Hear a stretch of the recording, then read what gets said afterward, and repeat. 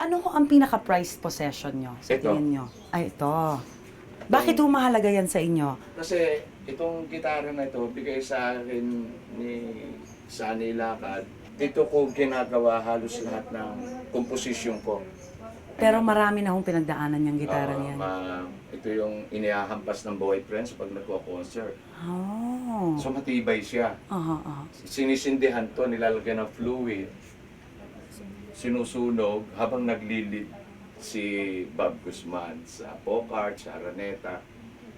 So mahalaga to. Aha, aha. Masakit kung mawawala. Oo, kasi una 1978, ang presyo nito is 25,000 na. 1978 pa, no? So, very sentimental ito sa inyo talaga. Mahal na mahal ko to. Mhm, mhm. Malaki na kinita nito. So pag nagigitara ako, talagang maporma. Yeah.